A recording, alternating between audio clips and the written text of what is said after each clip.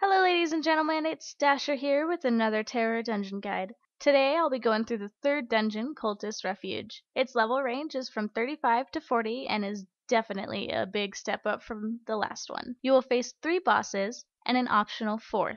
The dungeon is located in the Dark Cathedral. To get there, first fly to Tolofan in Val-Aruim.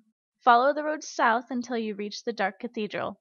You can teleport to Cathedral Redoubt right outside of the Dark Cathedral once you've unlocked it. Once inside, this can get kind of confusing. You'll need to run to the bottom level by following this path. Be careful, there are a ton of mobs in here along with some roadblocks along the way.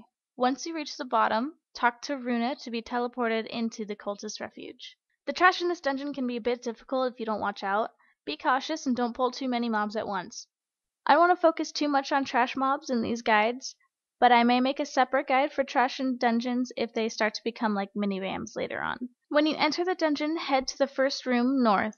This is where you'll find a wraith creature and your first ward stone. There are a total of 4 and each one will open up a door that allows you to continue on.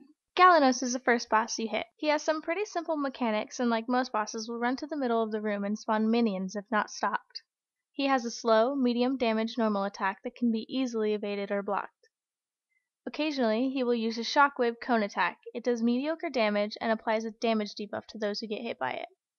He will shout, "Feel the mercy of my iron mace," and place a red circle on the ground in front of him. He will swing his mace around his head 2 times and then Hulk smash it on the ground. Anyone in this circle should move out quickly. This attack does massive damage and will knock down all players who do not dodge it in time. When he reaches around 80%, he will run to the center to summon his minions. Try to interrupt him by leashing or stunning him, as it's good practice for a later boss. Make sure to activate the wardstone in his room before you leave. Next is High Priestess Akia. Talk to the friendly NPC to trigger the encounter.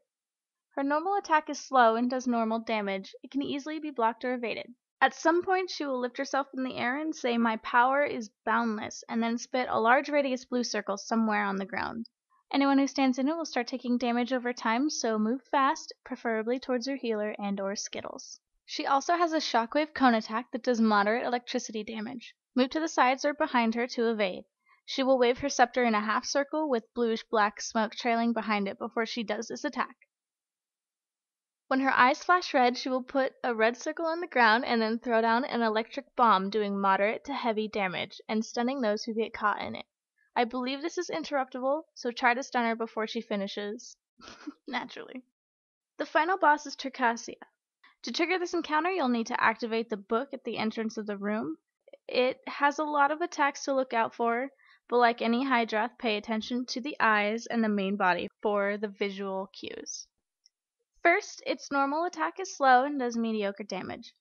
It also has an AoE sweeping attack that will knock down a player.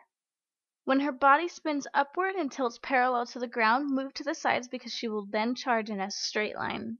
And she goes pretty far, so going back won't help. She has another attack in which her eyes will flash red. She will charge up 2 of her tentacles, slam them down in front of her, and then throw out some dirt. I think this also knocks down a player if not dodged or blocked. When her eyes flash red or when she flips upside down, get the F8. She will then quickly follow up with a spinning knife body move that will pretty much destroy you.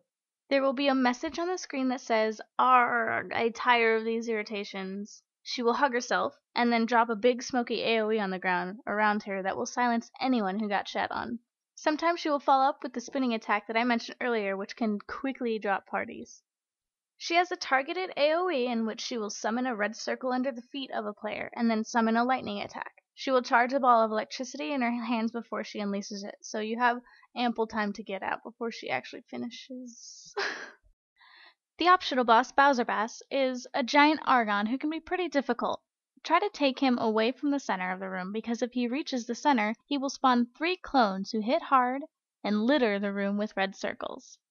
If he does summon his clones, focus on the main boss. The clones will eventually disappear after a certain amount of time, but it's better to just focus on him. His normal attack is slow and can be dodged or easily blocked. If he aggroes onto any ranged DPS or the healer, he can teleport to them immediately. If he crouches and puts his hands on the ground, he will either send out a shockwave or charge. He will place a red circle on the ground. Get out fast before he stabs down his sword. After he's down, collect your loots and pat yourself on the back because you just beat Cultists Refuge.